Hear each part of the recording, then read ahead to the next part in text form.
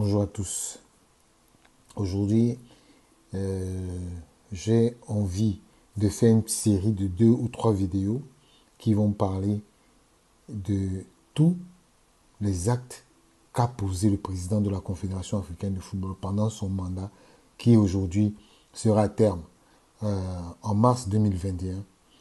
Et justement, ce même président a refusé déjà. La première chose que le président a refusé, c'est de pouvoir proroger son mandat en voulant utiliser la crise du Covid comme une, une raison. Et il veut respecter les textes.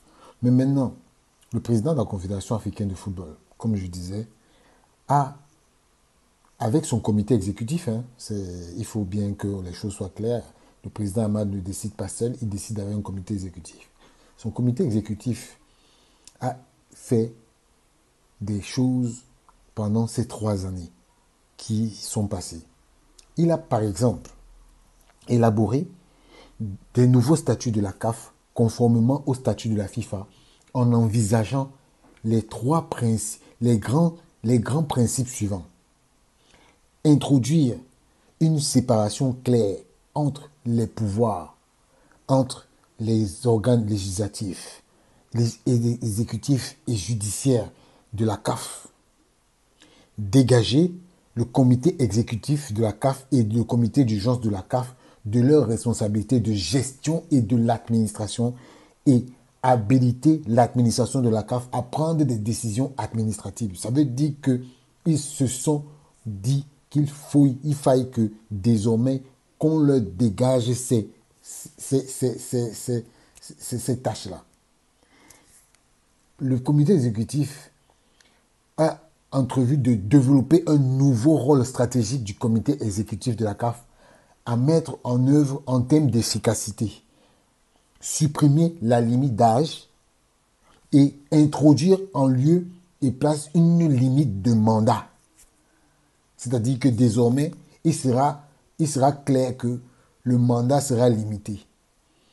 Et ils ont aussi, en même temps, avec un nouveau statut le code unique.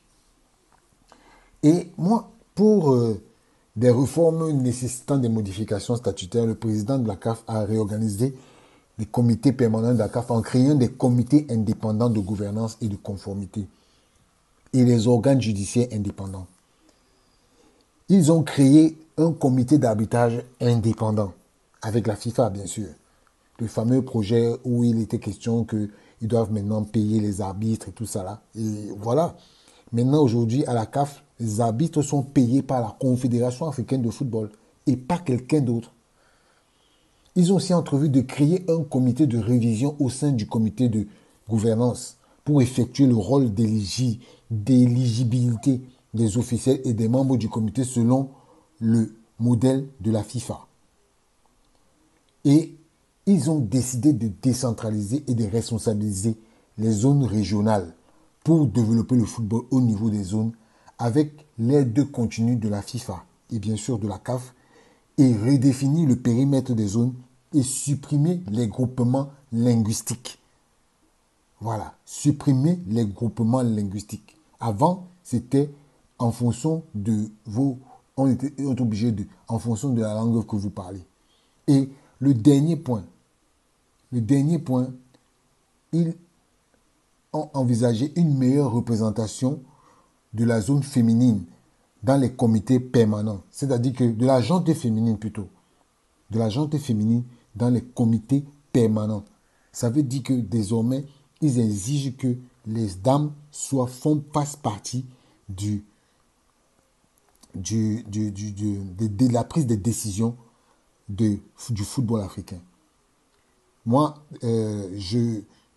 c'est juste un premier jet que je fais et la prochaine fois, je vous parlerai d'autres réformes. Voilà. Merci.